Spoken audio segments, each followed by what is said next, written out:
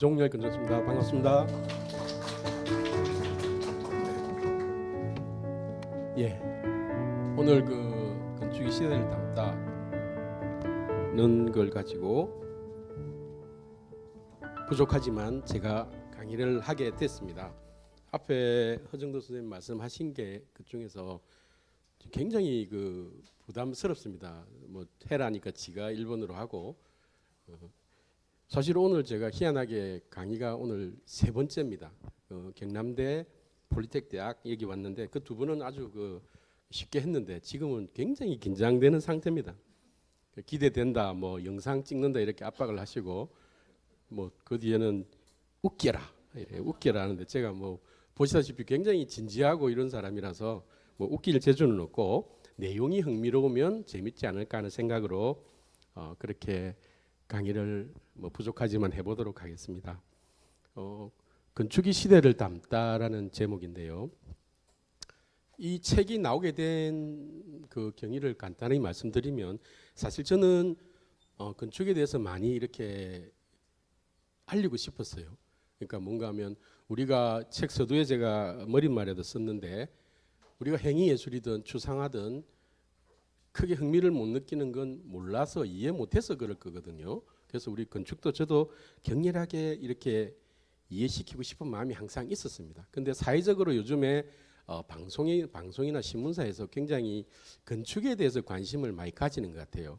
그래서 그 당시에 경남 신문사에서 그 저희 쪽으로 경남협회 쪽으로 한 면으로 해가지고 낼 테니 건축을 소개하는 글을 써달라라고 해서 우리 6명 필진이 모여서 한 면으로 해가지고 23회 동안 그렇게 연재를 했습니다. 연재를 했고 그래서 그게 버리기도 아깝고 내용이 나름 우리 저 빼고 5분이 굉장히 심혈을 기울여서 썼기 때문에 그걸 책으로 내보자. 그리고 책을 쓸 적에 글을 쓸 적에 우리 허정도 선생님께서 중간중간에 많은 조언을 해주셨습니다. 그래서 책 내용이 안 좋으면 조언이 안 좋다고 봐야 되겠죠. 예. 그리고 다행히 오늘 또 그 양산에서 건축사 한 분이 이 책을 읽고 80권을 사서 양산 건축사에 그 전체 기부를 했답니다. 그래서 오늘 80권 저희가 책을 팔았습니다. 예. 그래서 내용에 좀 들어가 보도록 하겠습니다.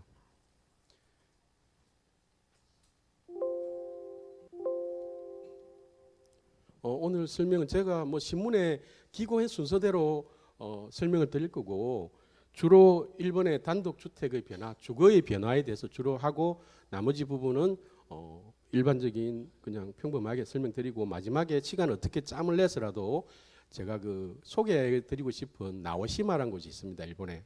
그게 시간이 되면 그까지 소개하는 걸로 하도록 하겠습니다. 우리 건축사분들이 있어서 이런 내용이 느끼기가 좀 그렇긴 했는데 건축 최초의 주거는 이제 비를 피하기 위해서 비가 왔을 적에 나무 밑으로 간 요 공간이 최초의 아마 건축이라 생각이 됩니다. 그리고 최초의 건축은 뭐 집이라기보다는 주로 보호용 쉘터의 기능으로 이제 건축에서도 주거의 기능이 시작되지 않았나 싶습니다. 그래서 이제 농경 사회가 되면서 저장을 하고 불을 축적할 수 있었겠죠. 그러면서 이제 우리 건축이란 게 동양은 이제 목조로 해서 서양은 석조로 주로 해서 건축이 미학적 형태로도 좀 발달을 해 간 것 같습니다. 최근에 건축은 많이 이제 그 형식이 바뀌어가는 것 같아요. 옛날에 80년대, 90년대 때는 이제 워낙 힘들고 환경이 안 좋으니 빨리 지어서 빨리 공급해서 어느 정도의 수준의 생활을 하자라는 거였는데 요즘은 완전히 바뀐 것 같습니다. 제가 오늘 강연한 내용에서도 이런 변화에 따른 어떻게 변하는가를 설명을 드리려고 합니다. 이제 어떤 자기 과시도 있지만 감성적 변화도 건축이 생기기 시작했습니다.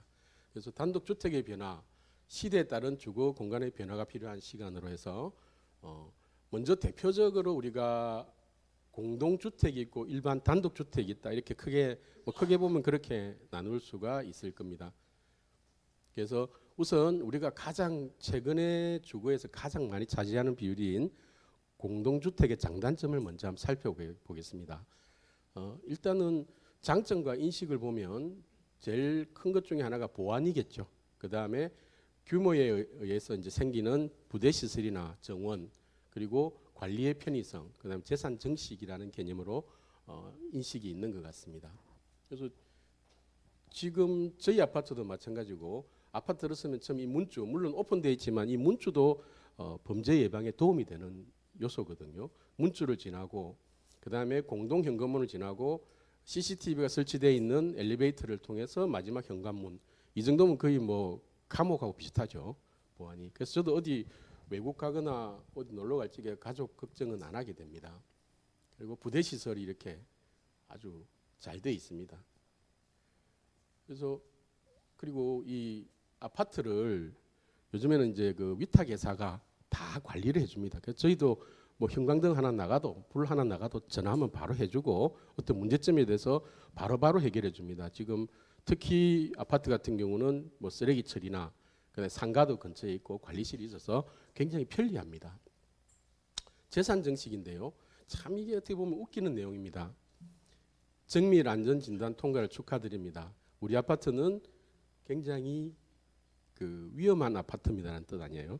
이거를 축하한다고 이렇게 플랜카드를 붙이는, 그래서 빨리 지어서 돈을 벌고자 하는 그런 인식이 있는 것 같아요. 그래서 아파트를 재산의 개념으로 많이 생각하는 것 같습니다. 단점을 보면 단절과 획일성, 층간 소음, 뭐 청고, 그리고 우리가 요즘에 많이 짓는 고층 아파트에서의 피난, 그리고 도시 경관의 손상과 재개발 시 재입주율이 아주 미미하다. 뭐 이 정도로 크게 단점이 있는 것 같은데요.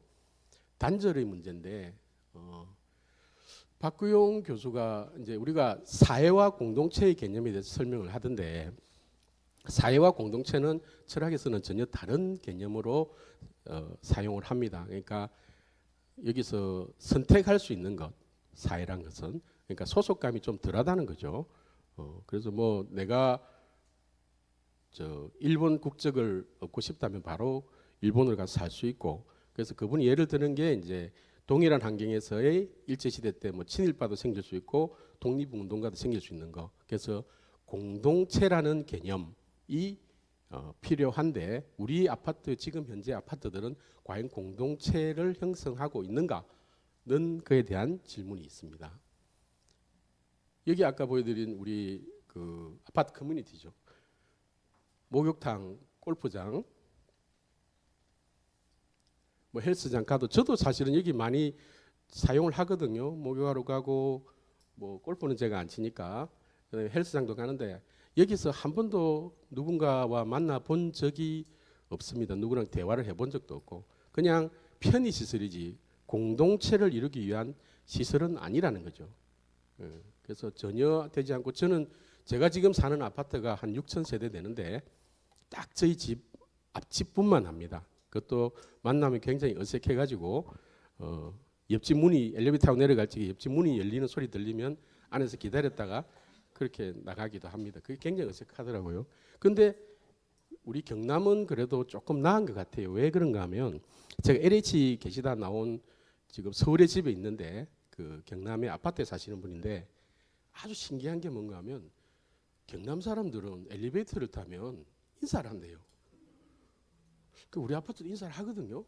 근데 서울에서는 그런 게 없답니다. 그나마 시골이고 촌이니까 어느 정도의 공동체, 경남이라는, 창원이라는 어떤 공동체에 대한 마음은 조금은 있는 것 같아요. 어쨌든 전혀 공동체는 이루어지지 않고 있습니다. 획일성인데요, 외국에 있는 아파트죠. 지금 이거 같은 경우는 20여 년 전에 중국에, 우리가 요즘엔 좀 인정하지만 그렇게 무시하는 중국의 자하디드가 설계한 주거입니다. 이게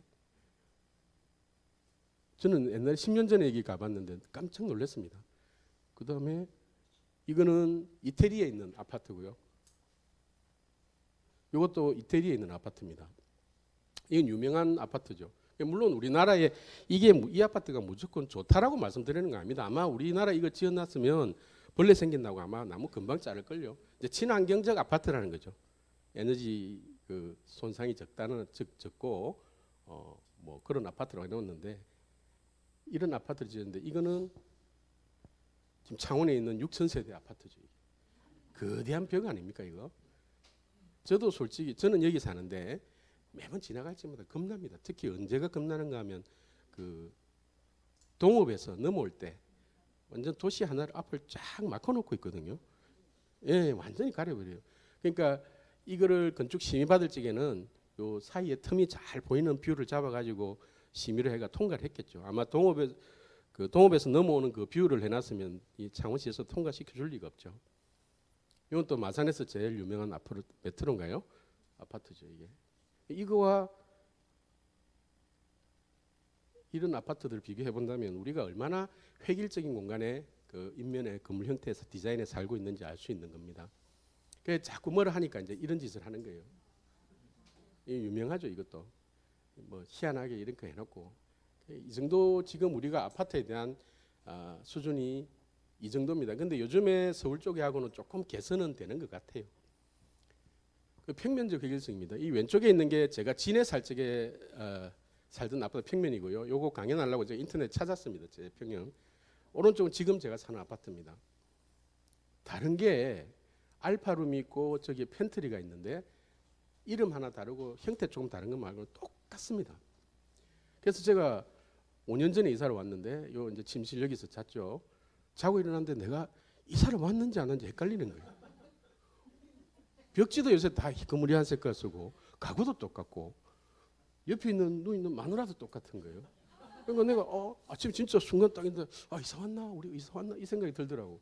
그 정도로 획일적인 평면을 지금 만들어 가지고 사용하고 있습니다. 그다음 요즘에 가장 요즘이 아니죠. 오래됐죠. 층간소음. 뭐 건축사분들은 다 아실 텐데 이것도 없애려면 충분히 없앨 수 있는 거거든요. 결국 경제적인 문제 때문에 그런 겁니다. 주로 아파트는 이 벽식 구조로 짓죠. 근데 우리가 라멘 구조로 해서 볼을 넣으면 이 층간이 그 소음이 볼을 통해서 내려가기 때문에 훨씬 줄어들 수 있습니다. 근데 이렇게 안 하는 이유는 바로 이겁니다. 오른쪽이 벽식이고 왼쪽이 라멘조인데 여기 보가 생기게 됩니다. 그러면 한 10층쯤 올리면 한 층이 날아가요. 그 다음에 평면에서도 기둥이 이렇게 생기게 되잖아요. 저런 식으로 기둥이 생기다 보니까 이 건설사들이 시공비나 이윤 때문에 벽식 구조로 계속 가고 있는 거죠. 얼마든지 사실은 이거 없앨 수 있는 건데 못 없애고 있는 겁니다. 외국에는 실제로 라멘조로도 많이 짓습니다. 고층 아파트 화재인데요. 뭐 이거는 뭐 설명하든 안 하든 불이 나면 실제로 이렇게 됩니다. 물론 요새 불연제 쓰는 노력도 많이 하고 해서 많이 좋아지긴 했는데 그래도 최근에 아파트도 불나니까 뭐 저 꼭대기까지 다 올라가 버리더라고요. 그래서 법적으로는 이제 30층 이상 뭐 이렇게 되면 안전구역을 설치해라 뭐 이런 식으로 법은 해놨습니다. 그래서 안에 이렇게 피할 수 있는데 여기 들어가면 실제 목숨은 건질 수는 있습니다. 저도 들어가 봤는데 아주 그 안전하게는 돼 있습니다. 근데 이게 말이 좀 안 되는 것 같아요. 이렇게 고층 아파트를 지어야 되느냐 우리가 그런 생각이 듭니다. 그 다음에 도시 경관 손상과 재개발 시 재입주율 밈인데요. 제가 그냥 구글 지도에서 아파트 그 중에서 조금 규모 있는 거를 한번 그려봤습니다. PPT에서 그려봤는데 메트로 생기고부터 이렇게 지금 쑥 공격을 해오고 있습니다. 그 다음에 신마산 저 지나서 지금 아파트 지어 있는데 저것도 앞으로 쑥쑥 공격해 올 거고. 요것만 보면 마산이 그나마 아파트 비율이 좀 작지 않나 생각하실 수는 있습니다. 근데 제가 봐서는 곧 요 부분들이 지금 다 앞으로 잠식이 될 걸로 보입니다. 특히 여기 지금 경남대 옆에 저 장군동 저 지역은 그래도 나름대로 우리가 일제시대 때 일본 사람들이 조개지로 해서 도시계획을 한 곳인데 바다를 향해서 이렇게 길이 쫙쫙 나 있고 나름 괜찮거든요. 향도 좋고 뷰도 좋은데 아마 오래지 않아서 이게 다 뜯겨 나갈 겁니다. 그래서 지금 뭐 바닷가에 이렇게 많이 아파트 있는데 이런 도시가 잘 없죠. 대부분. 그리고 제일 문제가 되는 내일 뭐 저도 와서 들었는데 여기 마산 앞바다에 정치인들이나 그 해피아들이 만들어 놓은 똥 내일 이제 또 대책을 논의하신다고 그러는데 저거 그래도 최소한 저거까지는 좀 막아야 우리가 도시의 경관이 유지될 수 있지 않을까. 그래서 국토지리원에 있는 3D를 한번 봤습니다. 이게 이제 지금 메트로입니다. 요렇게 해서 가는데 평면상 배치로 보면은 그렇게 많나 싶은데 지리원으로 보면 이렇게 아파트가 많습니다. 요거는 저 경남대 가포 쪽에서 본 모습인데요. 실제로 아파트가 저렇게 도시를 장악하고 있습니다. 아파트가 다 지어진 도시가 뭐 그렇게 행복할 수 있겠습니까? 아름다울 수 있겠습니까? 그래서 우리 국내 사례 중에서 원주민 재입주율을 봤는데 많이 자료가 없습니다. 이게 뭐 불리한 내용이라서 그런지 제대로 된 조사는 없는데 월간 인권연대라는 데서 재입주율을 한번 조사를 했는데 17%. 그다음에 국회 용역 보고서 중에서 하나에 보면 기름 지역에 보면 가옥주가 13%, 세입자 7%, 그러니까 한 20% 미만 정도 재입주율. 그러니까 주거지나 이런 걸 밀어서 아파트를 지었을 적에 실제 사는 사람들이 20%도 채 그 새로 짓는 아파트에 못 들어가고 도시 난민이 되는 거죠. 특히 연령이 높으신 어른들은 뭐 매덕한 아파트를 살 수가 없으니까.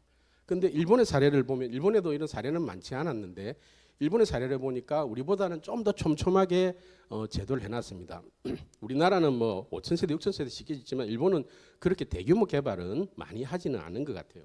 그래서 나고야의 사례에 보니까 이분들은 차직권, 차가권, 그러니까 임대란 뜻입니다.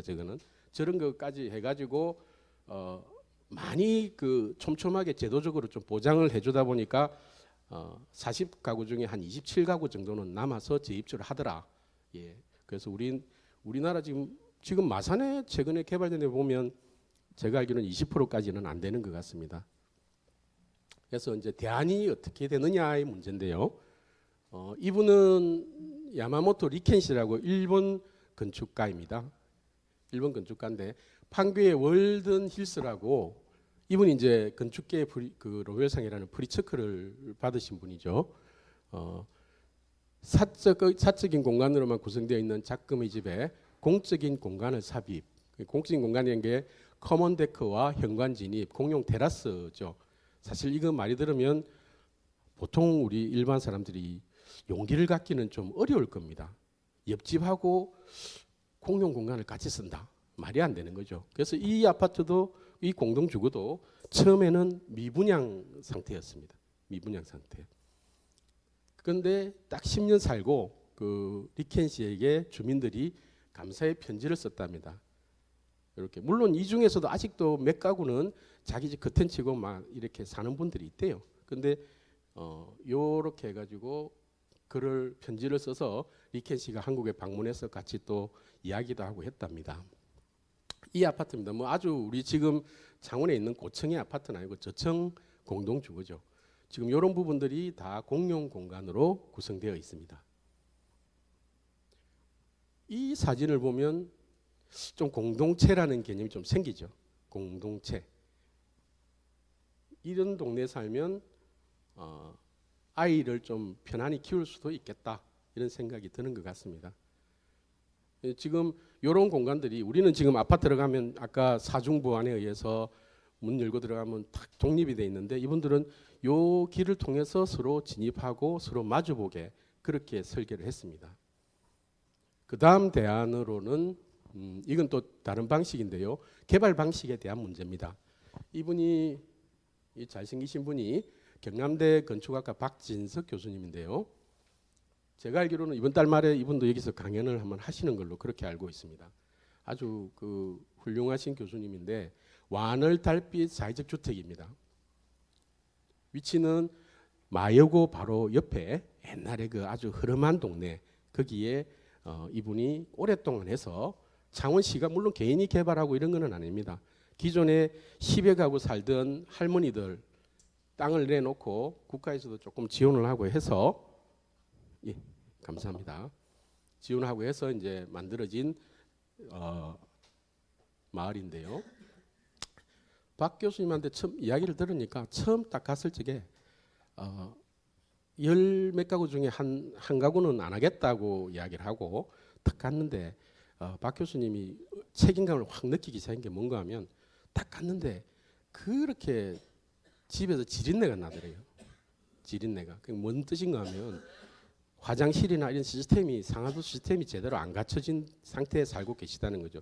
햇빛도 잘 안 통하고 바람도 잘 안 통하고. 그래서 그분이 꼭 이거를 성사를 시키셔야 되겠다 해서 아주 몇 년간 열심히 준비를 했습니다. 그러니까 크게 시스템이 어떻게 되는가 하면 그 사는 주민들은 자기 땅을 내놓고 그래서 건물을 짓고 원룸식으로 해서 집을 각각 하나씩 가져가고 그다음에 밑에 카페를 하나 만들어서 거기서 생기는 수익금으로 공동 운영 자금으로 쓰고 그다음에 위쪽에 그걸 공동 시설을 또 하나 만들어 놨습니다. 회의도 할 수 있게.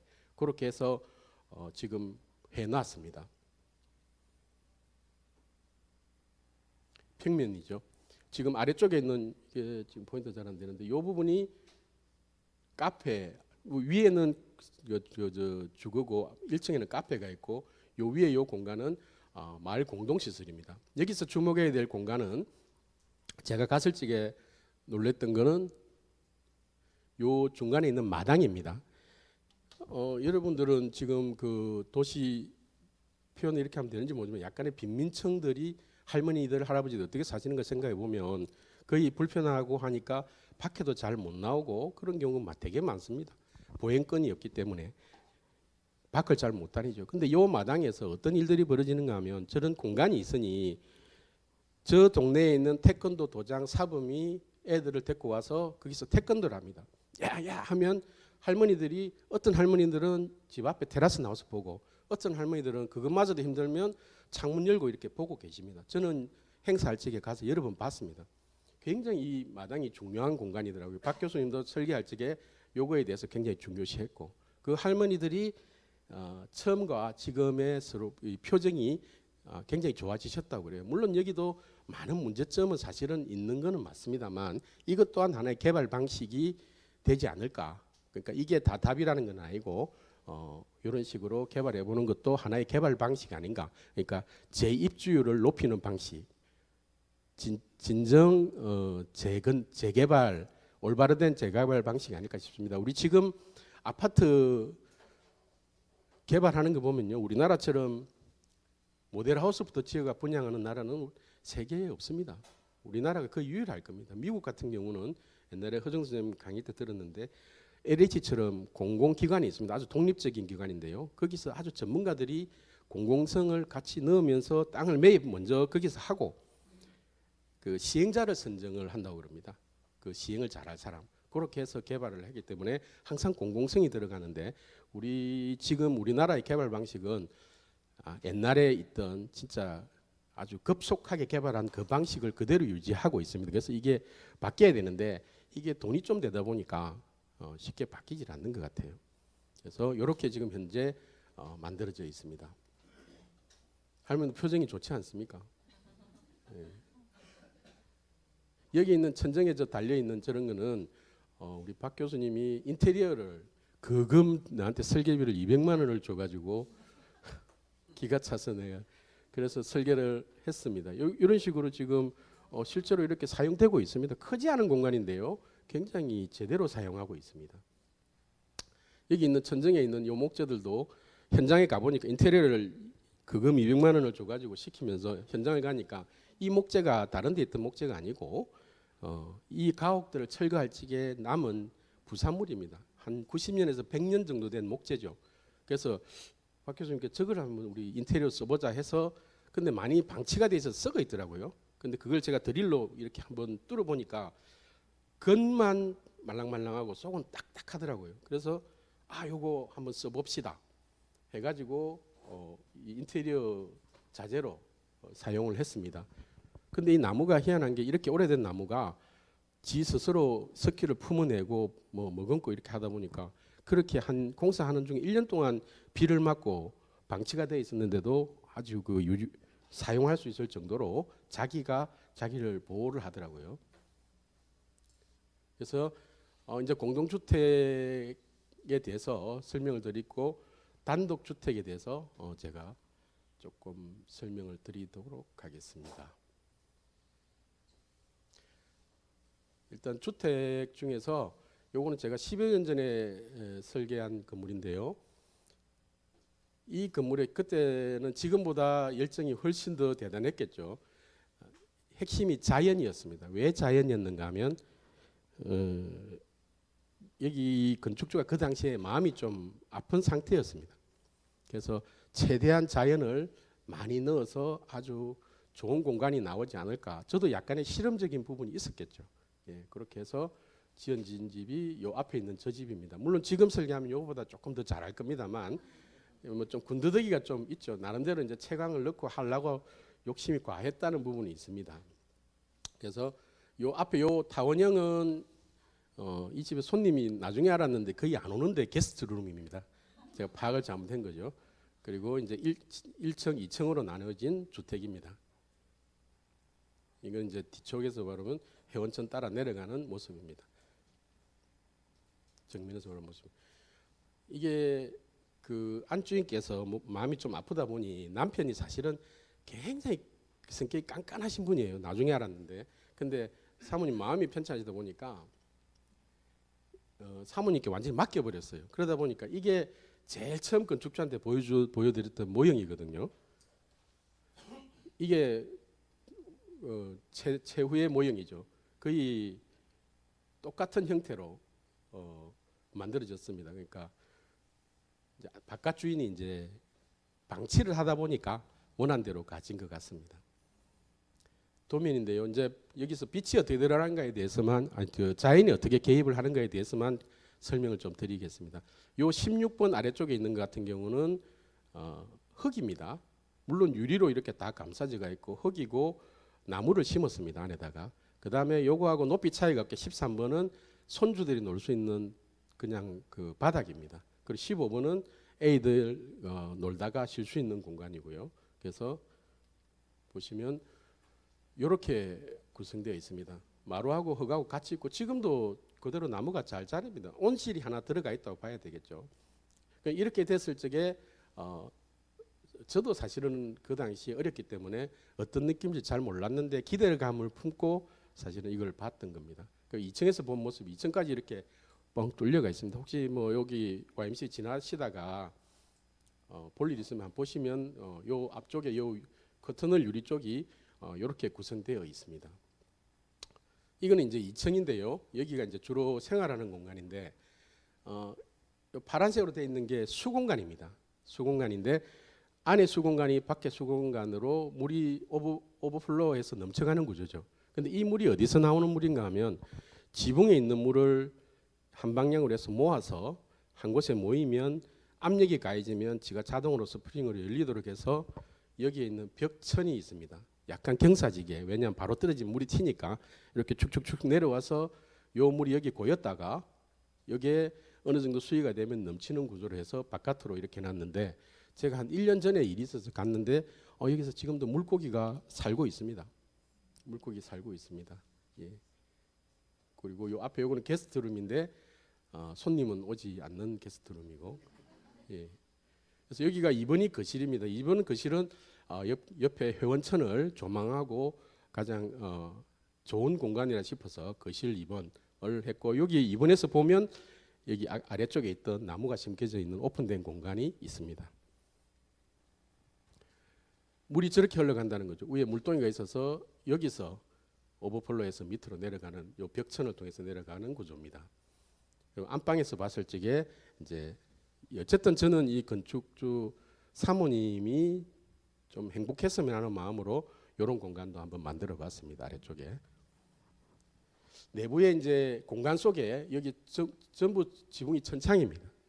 빛이 강렬하게 들어오고 요 옆에 작은 홈이 보이는 이게 그 전동창입니다. 단추 눌리면 이렇게 열리죠. 그럼 바람이 이렇게 쑥 빠져나가고, 그래서 이 정자처럼 하나 넣었는데 조금 설계의 미숙으로 인해서 조금 더 낮았으면 좀 더 편안하지 않았을까 그런 생각은 갖고 있습니다. 그래서 실제 보면 빛이 안에서 조각이 돼서 사실 되게 좀 이쁜 공간이 만들어져 있습니다. 복도고요. 그 다음 두 번째가 명서동 주택입니다. 이거는 창원 명서동의 주택가에 있는 건물인데 제 친구 집입니다. 제 친구 집인데 이 집을 지을 적에 이제 두 가지가 2층으로 짓지 말자. 그러니까 어차피 딸들 다 시집 가면 2층 쓸 일도 없는데 단층으로 하자. 왜냐하면 그 주변에는 전부 2층을 해가지고 세를 주고 있거든요. 그래서 단층으로 하자. 그리고 중정. 그러니까 도심 내에서는 지금 프라이버시가 있는 중정이 좋으니까 중정을 하나 넣어서 옆집과 다르게 좀 계획을 해보자는 마음으로 친구랑 해서 저 아까 그 첫 번째 집과 비슷한 시기에 지어졌습니다. 하늘에서 본 모습이고요. 이 부분이 지금 중정이고 실제로 나무가 자라고 있습니다. 거리에서 본 모습이고요. 굉장히 프라이버시가 강조되고 이 중정을 통해서 각 방끼리도 서로 열면 다 보이고 좀 개방적이고 또 외기와도 굉장히 개방적인 그런 공간을 만들어 보려고 했습니다. 그리고 지붕이 안으로 중정으로 다 향해가 경사가 되어 있습니다. 그럼 건물이 바로 중정으로 뚝뚝뚝뚝 떨어지게 그렇게 계획을 했습니다. 사계절이 있다고 봐야죠. 그 공간 안에. 평면으로 보면 이렇습니다. 현관이 있고요. 들어가면 현관이 굉장히 크죠. 현관이 큰 이유는 다른 건 아니고 이분들이 두 분이 이제 맞벌이다 보니까 요새는 이제 건조기가 잘 돼 있는데 아침 나갈 때 빨래를 널어야 된답니다. 그래서 현관을 크게 해달라 해서 현관을 크게 했고요. 요 내정 중정을 통해서 안방 자녀방들 거실이 다 서로 소통되고 문을 열어놓으면 다 보입니다. 평상시에는 이제 한지문을 제가 설치해 놨죠. 예, 그렇게 계획된 건물입니다. 이게 현관입니다. 아마 요 주변에 들어선 현관 중에서는 제일 크고 실제로 여기서 빨래 잘 말리고 있더라고요. 예, 용도대로 사용하는 것 같습니다. 계획대로 이게 중정입니다. 뭐 자그마한 중정이죠. 큰 중정은 아니고 근데 여기서 실제로 자기들이 많은 일이 일어나고 딸들하고 뭐 같이 앉아서 쉬기도 한다고 합니다. 이제 거실에서 본 모습이고요. 크지는 않습니다. 이건 거실입니다. 안방하고 자녀방 하나는 편백나무를 사용했습니다. 그 편백나무를 사용했는데 특히 딸 같은 경우는 아토피가 있어가지고 근데 편백에 칠을 하지 않았습니다. 그냥 나무 그대로 사용을 했어요. 그리고 편백이란 게 한 4, 5년은 피톤치드가 막 나오다가 지나면 안 나오거든요. 그때는 이제 이렇게 한번 그라인더로 갈아주면 또 그 피톤치드가 나온답니다. 그래서 부모방과 자녀방만 이렇게 편백을 사용했습니다. 다음 주택은 외산리 주택인데요. 여기는 귀촌이죠. 예, 귀촌 주택입니다. 이거는 저 고성에 있는 건데요. 이제 택지 개발한 거기에 땅을 사가지고 건물을 지었는데, 예, 여기서 제일 특이한 점은 이제 외부 공간을 세 개로 나눴습니다. 저 입구에 들어오면 텃밭, 그 다음에 요 건물 사이에 있는 안뜰, 그리고 여기가 거실과 높이가 똑같은 앞마당 이런 식으로 해서 외부 공간을 세 개를 나눠서 계획을 했습니다. 하늘에서 본 모습이고요. 마당과 놀이가 있는 공간. 이제 이분이 평면을 보면 요리로 진입을 합니다. 진입을 하고 여기가 텃밭, 앞마당 이렇게 되어 있습니다. 근데 이게 특이한 게 이 땅이 정면에 요 있는 게는 산이 이렇게 있고 양쪽이 바다가 보입니다. 그래서 원래대로 하면 건물이 좀 더 뒤로 밀려서 배치돼야 되는데 요 거실과 목욕탕 그리고 안방에서 바다가 보일 수 있게 하기 위해서 좀 앞으로 당겼습니다. 건물 배치를. 예. 평면을 보면요. 이렇게 진입을 하면 들어오자 이제 박간 양반이 쓰시는 운동실이 있습니다. 운동실 그러니까 친구들이 많이 와서 여기서 이제 게임을 하더라고요. 그리고 여기가 이제 주거 공간이 되겠습니다. 그리고 안방은 안으로 들어와서 이제 여기서 사용을 할 수 있게 그렇게 구성되어 있습니다. 여기 이제 진입 공간이고요. 앞에서 본 모습입니다. 그러니까 요 공간이 서로 문을 열면 서로 뻥 뚫려가 바람도 잘 통하게 그렇게 되어 있습니다. 여기 이제 이분이 이제 쇠도 잘 다루고 나무도 잘 다루다 보니까 여기서 이제 작업을 하는 생활형 마당 공간입니다. 여기가 이제 현관과 복도고요. 여기는 거실입니다. 여기는 주방인데요. 여기 이제 바다가 보이죠. 요 주방의 욕실인데 여기는 이제 변기는 없습니다. 그냥 요 바다 보면서 여기서 목욕만 할 수 있고 화장하고 하는 공간만 만들어서 여기는 이제 안주인의 공간이라고 볼 수 있습니다. 여기는 주방입니다. 안방이고요.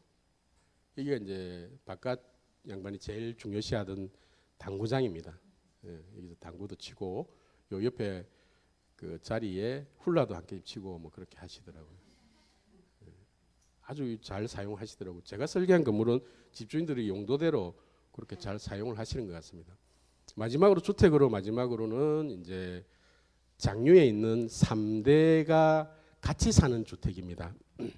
그러니까 장모님, 그다음에 부부, 자녀, 딸이 있는데 그분들이 같이 사는데 따로 똑같이 하듯이 분명히 한 집에 사는데 또 공간은 분리되고 예, 그런 집입니다.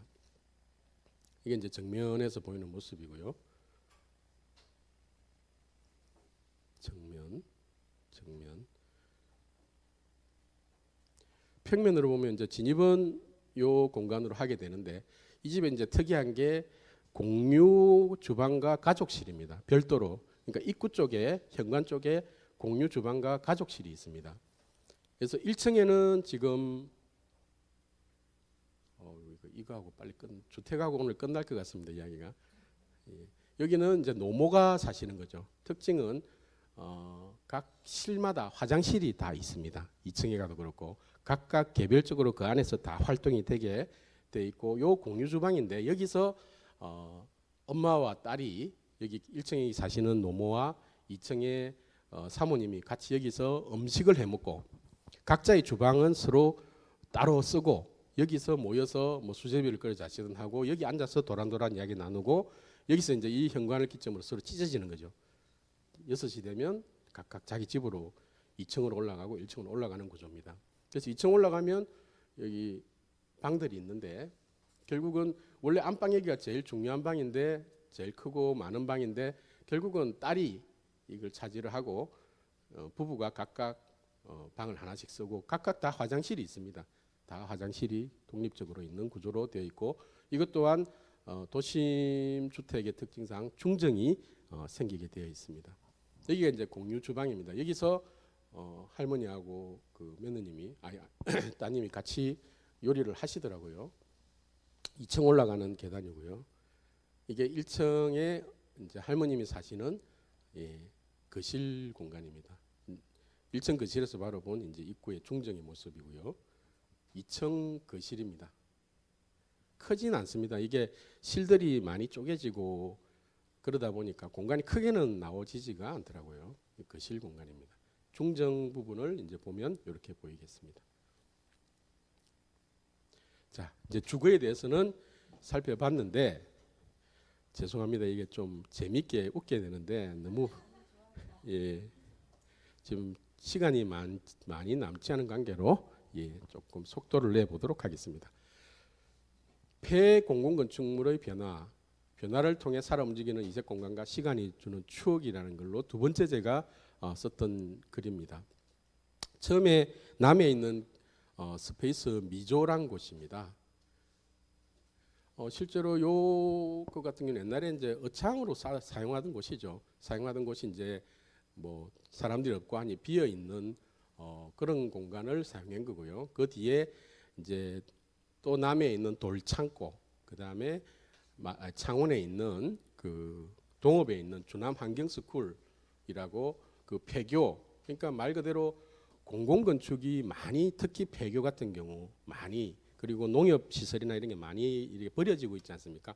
그거를 어떻게 할 것이냐에 대해서 한번 제 나름대로 정리를 해서 글을 한번 써봤던 내용입니다. 스페이스 미조는 박석희 건축사님인데 현상 공모를 통해 당선이 된 겁니다. 옛날에는 냉동 창고로 사용하던 공간입니다. 그거를 문화 공간으로 탈바꿈 시킨 거죠. 상당히 잘했습니다. 제가 봐도 저보다도 어린데도 저보다 잘한다 싶더라고요. 이분 해놓은 거 보니까 이게 이제 냉동 창고입니다. 근데 뭐 리모델링 한다 해서 막 밖에 막 칠하고 뭐 붙이고 이런 걸 하지 않고 아주 문화 공간으로 잘 바꾸신 것 같아요. 외부만 정리만 하고 여기 뭐 마크만 하나 딱 달고 예, 이렇게 해 놓으셨습니다. 상도 많이 탄 건물입니다. 들어가면 입구에 들어가면 여기 파이프가 있는데요. 이것도 이제 남긴 거죠. 일부러 과거의 시간을 남긴 거죠. 예, 그렇게 장소성 보존을 위해서 기억이 그대로 남아 있다고 보시면 됩니다. 그리고 냉동실의 마감도 사실 우리 같으면 이거 뜯어내 이래가지고 걷어낼 텐데 이것도 이제 뭐 옛날에 어부 하시던 분이 와서 보면 좀 반갑지 않겠습니까? 일부러 이런 것을 남겨두는 장치를 기억을 시간을 남겨두셨더라고요. 여기는 또 기획 전시를 해서 특별한 전시가 이루어지고 있습니다. 여기가 좀 주목했는데요. 여기 이제 밤에 이렇게 되다 보니까 밖이 이제 이렇게 안 되는데 밖이 바다입니다. 바다고 계단식으로 돼 있는데 계단 경사를 좀 많이 줬더라고요. 그게 아마 집중도를 높이기 위해서 그런 것 같은데 아주 제가 요 공연할 때 가본 건 아니고 발표할 때 가봤는데 아주 집중도 좋고 좋은 공간이었습니다. 그러니까 이게 이제 옛날에 그냥 보면 이 정도의 공간은 많이 있겠죠. 어디 가도. 근데 이 냉동 창고를 이렇게 바꿨다는 게 그렇게 보면 이 공간이 얼마나 잘 활용이 되는지를 알 수 있을 것 같습니다. 내부에 이런 전시장도 다 만들고 상부를 뚫어서 천창을 달아서 빛도 냉동 창고가 뭐 빛이 들어올 리가 없지 않습니까? 그게 이제 빛도 이렇게 해놨습니다. 또 남해 있는 돌 창고입니다. 문화 공간 돌 창고인데요. 뭐 자그마한 농협 페레가몬가요? 농협인가요? 요 마크가 있는데 이걸 안 떼고 그대로 놔뒀더라고요. 그래서 요 창고를 전시장으로 이렇게 변화를 시켰습니다. 저도 처음 가봤는데 한 3년 전에 처음 가봤는데 많이 놀랐습니다. 놀랬고 실제 이 거친 이런 기존에 있던 재료거든요. 트러스나 이런 거는 바닥은 또 흙으로 되어 있습니다. 세상에 전시장 바닥이 흙으로 되는 게 말이 안 되잖아요. 근데 흙으로 되어 있고 기존 돌이나 이런 느낌을 그대로 살리고 문도 그대로 놔뒀습니다. 고치기만 해가지고 예, 그래서 돌창고 이런 식으로 해놨습니다. 한번 읽어보겠습니다. 미니멀하고 가볍고 매끄럽고 정 없는 것이 아름답다고 인식하는 시대입니다. 남해의 돌유산은 크고 육중하고 거칠고 돌출되어 있습니다. 이 시대의 미의식과는 어긋납니다. 그러나 왠지 이 돌 앞에 서면 그 무한한 시간성과 거칠고 거대하고 육중한 모습의 숭고함이 느껴지면서 기분이 정화됩니다. 라고 요 기획하신 분이 쓰신 글입니다.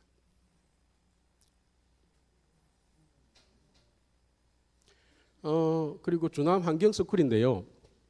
이거는 지금은 창원 YMCA에서 위탁 운영을 하고 있습니다. 근데 요거 설계를 할 적에 원래는 이 예산이 창원시 어떻게 내려왔는가 하면 바닥 마감재 뜯고 고치고 벽 뜯고 고치고 창문 고치고 뭐 이런 예산으로 돈이 내려왔습니다. 그래서 저보고 수의계약으로 해서 해달라고 해서 갔는데 제가 아주 여러 번 갔는데 단 한 번도 찾아오는 사람이 없습니다. 거기다가 돈을 5억 6억씩 넣는다는 게 말이 안 되잖아요. 그래서 여기 이제 담당 공무원 계장이죠. 그분이랑 이제 짰습니다. 짜가지고 우리 이러지 말자. 이거 해봤자 예산 낭비지 않느냐. 기존에 있던 교실의 마룻바닥 그대로 유지하자. 그리고 창호 아주 문제 없으면 재사용하자. 대신에 여기다가 문화 공간을 한번 만들어 보자 해가지고 만들었습니다. 그래서 1차 때는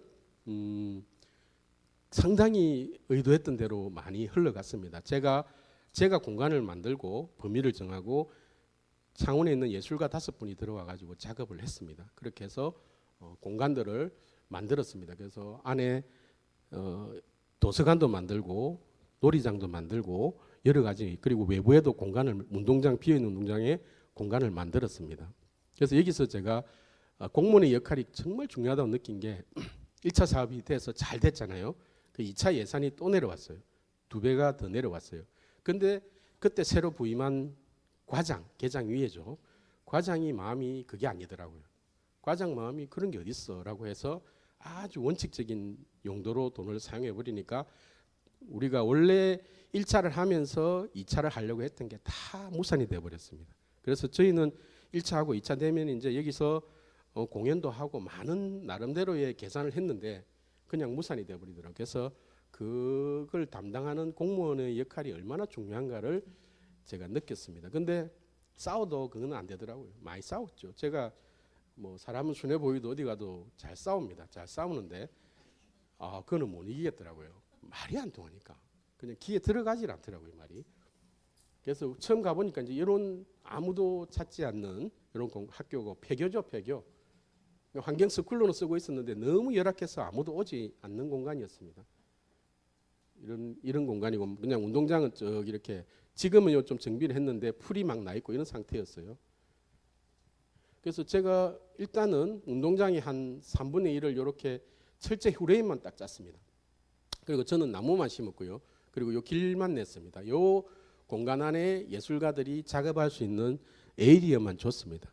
그래서 예술가들이 오셔가지고 요 안에서 작업을 했습니다. 그리고 내부에도 이렇게 물론 저도 벽면에 칠하는 거 별로 좋아하진 않는데 이분 그림 솜씨가 예사롭지 않아서 이렇게 했고 요거는 복도에 요 창 서쪽 창을 벽을 막아가지고 지금은 빛이 좀 적게 들어온 것처럼 보이는데 실제 가보면 더 많이 들어옵니다. 그 주남에 있는 어떤 새들이나 이런 식물들을 빛을 통해서 보여주게 하기 위해서 작업을 했습니다. 요 같은 경우는 기존에 제가 학교에 가니까 환경 스쿨로 사용하다 보니까 옛날에 와서 찰흙으로 새를 정동오리를 만드는 그걸 모아놨더라고요. 거의 버리다시피. 그래서 그 예술하시는 분 한 분하고 이걸 다 모아서 전시를 하마자 해서 전시 공간을 하나 만들었습니다.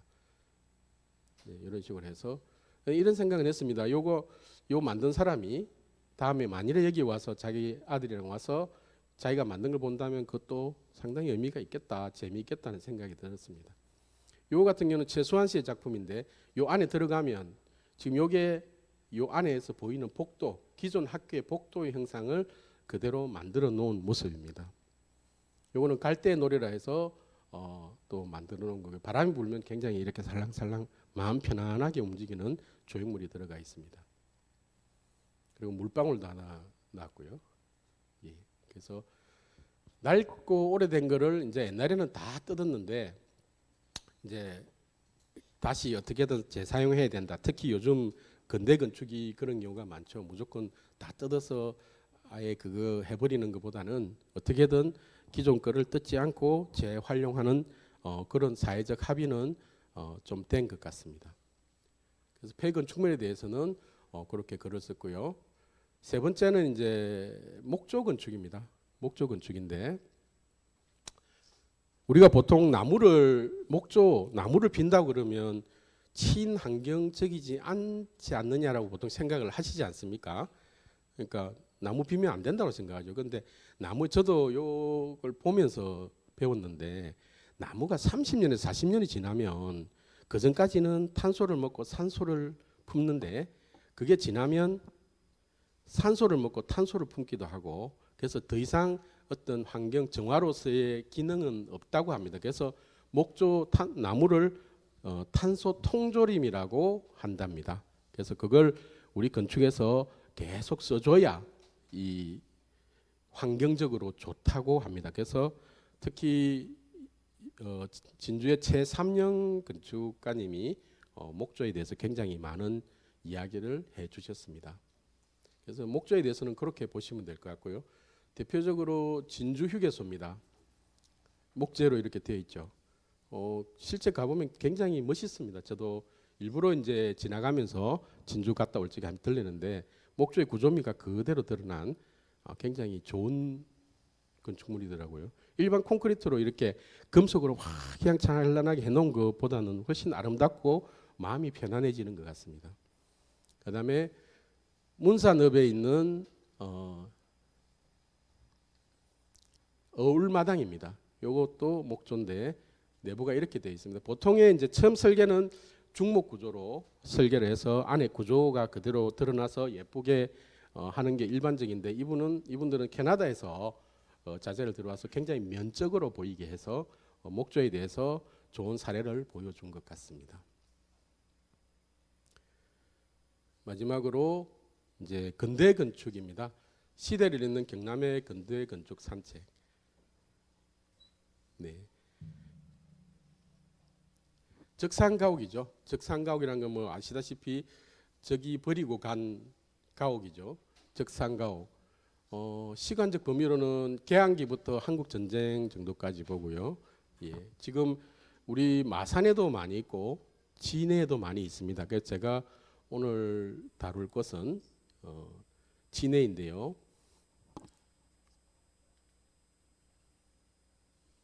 진해는 이런 식으로 해서 어느 정도 그 관광 코스처럼 되어 있습니다. 뭐 가보신 분들이 있겠지만 한 2시간 정도 걸으면 갈 수 있는 그런 길이 형성이 되어 있습니다. 그래서 거기 가면 보태가부터 해서 한 2시간 정도는 날 좋은 날 많이 볼 수 있을 겁니다. 지금 보태가나 이런 케이스 같은 경우는 우리가 근대 건축이든 이렇게 뭘 살리고 나서 제일 문제가 되는 것은 활용성이거든요.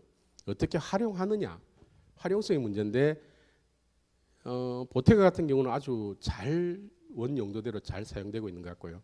흑백다방은 제가 갈치기에 문을 자주 닫는 거 보니까 실제 이용 면에서는 좀 부족한 것 같지만 어떻게든 그 시간을 살려서 우리가 살아가야 되지 않느냐.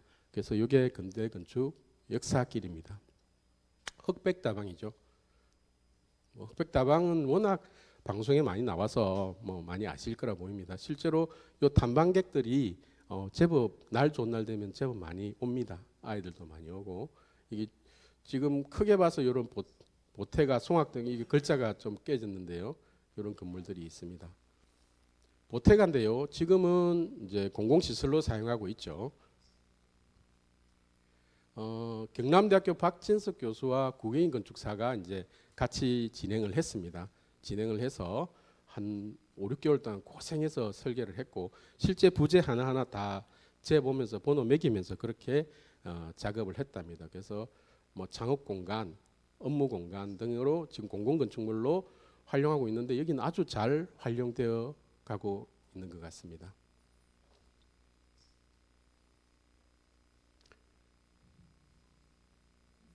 이런 식으로 구조가 되어 있고 이걸 일일이 다 도면화시켜서 복원을 했습니다. 그럼 복원되고 나의 뒤의 모습인데 사실 예쁘잖아요, 그죠?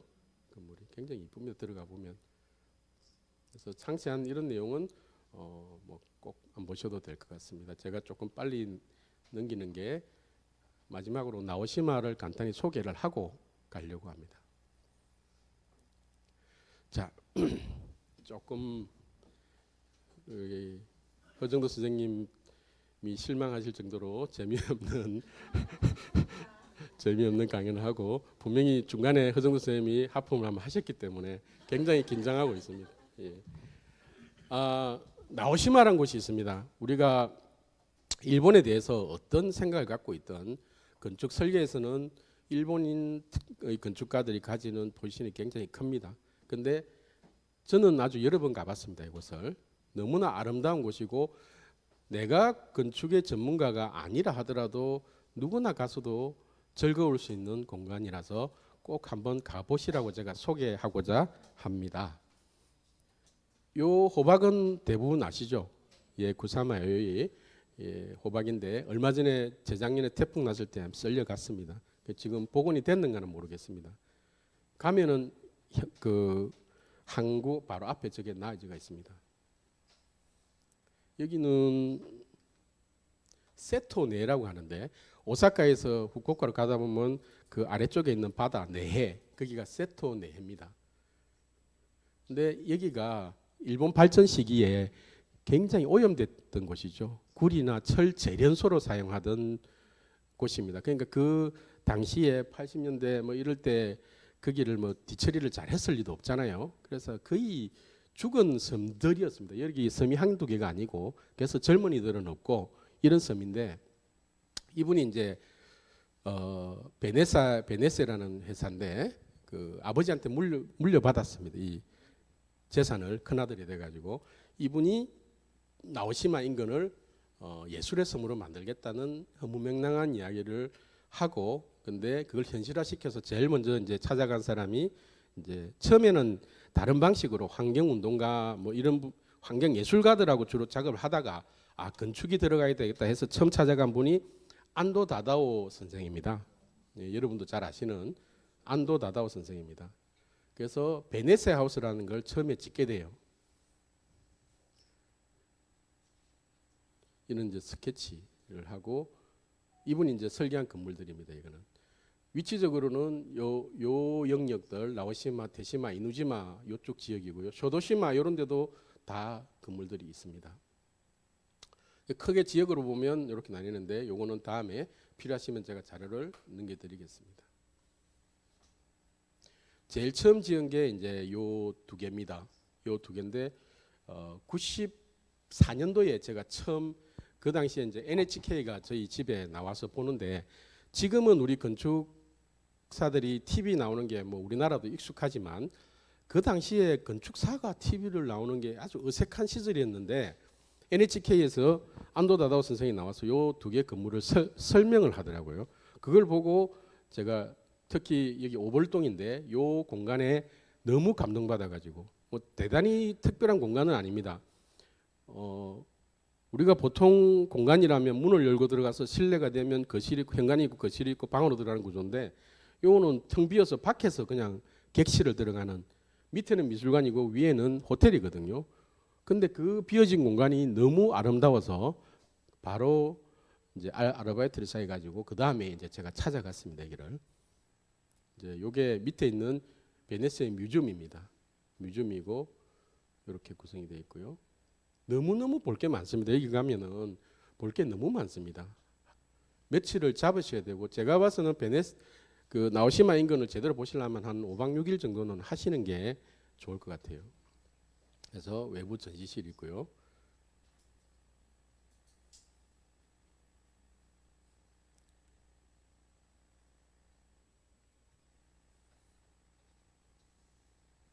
이제 그냥 일반인들은 못 올라갑니다. 요 레일이 설치되어 있거든요. 일반인들은 접근 금지고 굉장히 그 방이 고가입니다. 사실은 안에 들어가도 별 게 없습니다. 저는 그 진짜 초창기에 손님들 안 올 적에 가니까 이 관리자가 같이 한번 가보자 해서 보여줘서 가봤는데 뭐 특별한 건 없어요. 안에 창문이 뭐 단추 누르면 쫙 내려오고 뭐 이런 정도. 근데 지금도 여기는 뭐 사전 예약이 한 6개월은 밀려 있을 정도로 대단하죠. 사람들이. 이런 공간입니다. 이거는 많이 보셨을 겁니다. 광고나 이런 데도 많이 나오거든요. 이 공간에 이제 제가 그 당시에 어린 마음에 완전히 반했죠. 이런 공간이 있고, 예, 계절마다 다, 예, 다 느낌이 다 다릅니다. 그다음에 이런 숙소가 있고요. 내부에 있는 전시품들입니다. 전시품들이고.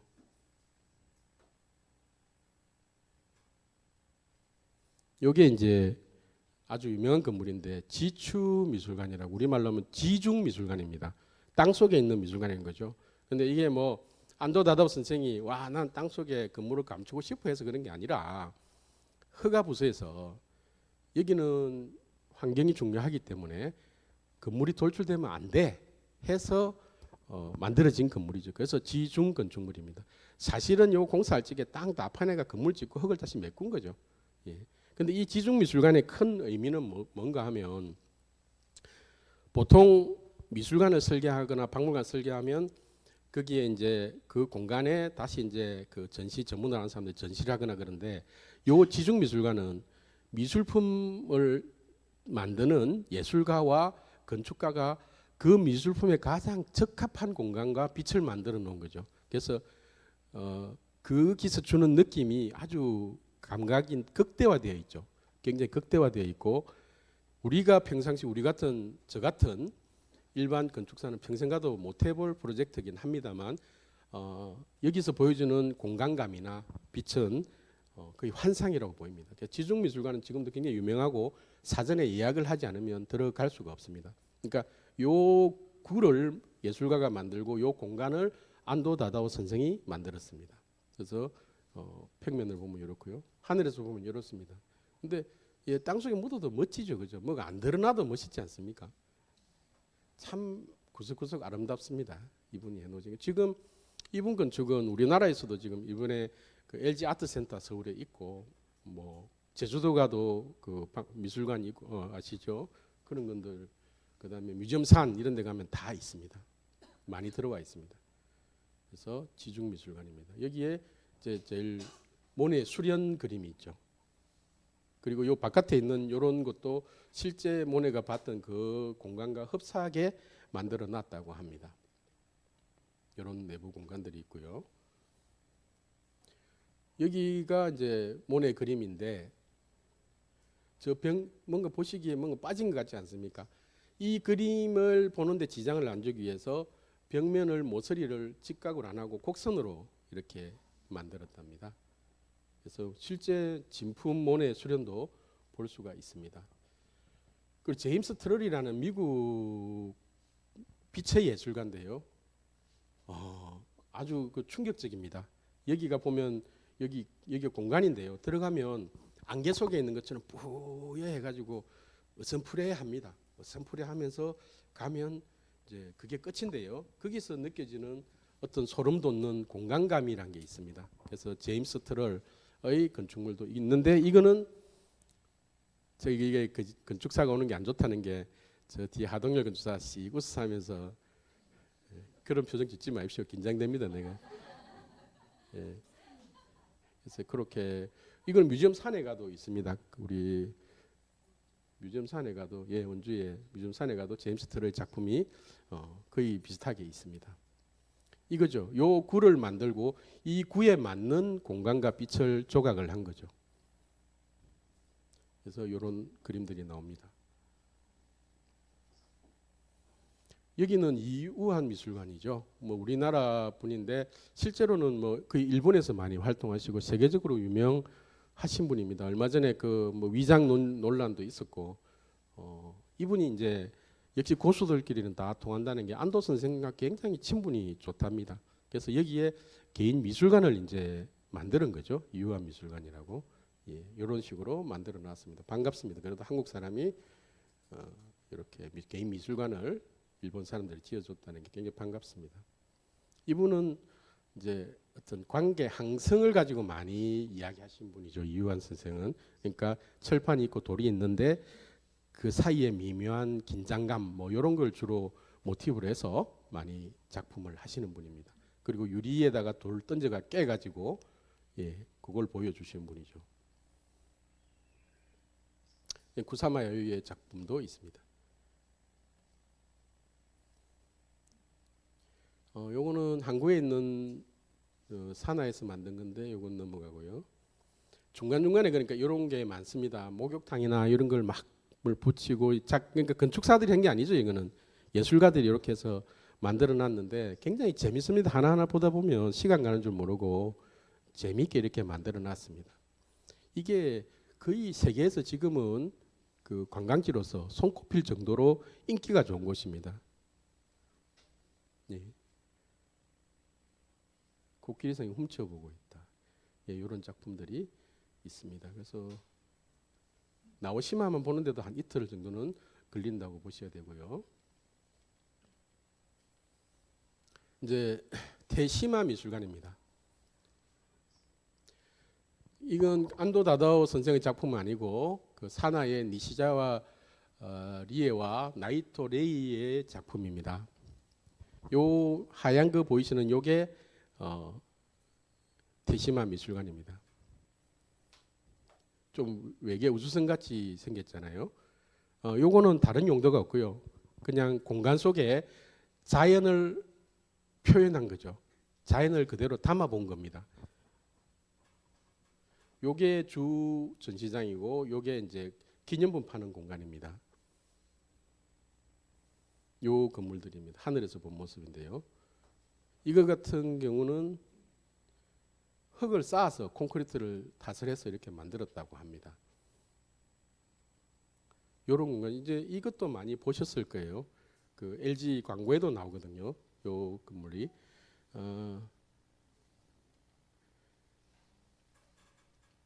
빛이 들어오고요. 바람이 들어오고요. 그 다음에 여기에 하얀 실을 이렇게 매달아 놨죠. 요 하얀 실은 제가 보기에는 바람을 보여주고 싶었던 것 같아요. 그 다음에 아까 레이토가 했던 물이란 게 뭔가 하면 바닥에 있으면 물이 뽀로록 흘러서 쫙 막 흘러댕깁니다. 양말 젖죠.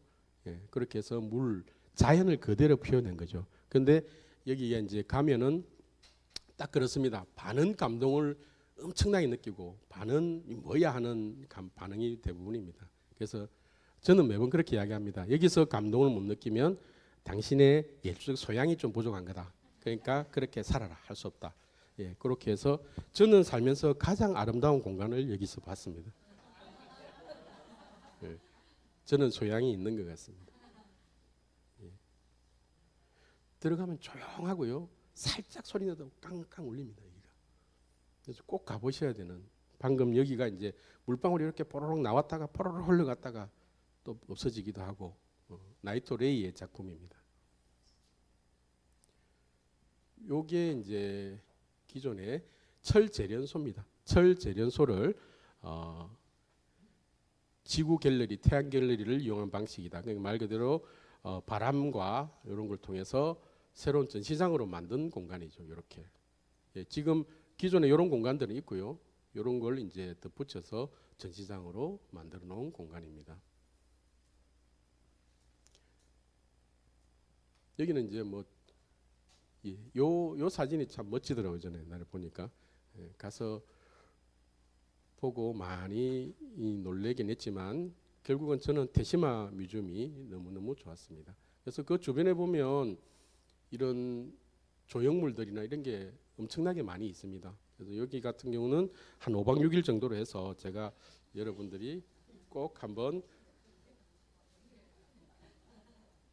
예, 가보시면 좋겠고 요걸 소개하려고 조금 빨리 진행을 했고요. 오늘 그 부족한 강의 예, 재미는 별로 없었지만 열심히 했던 강의를 마치도록 하겠습니다. 감사합니다.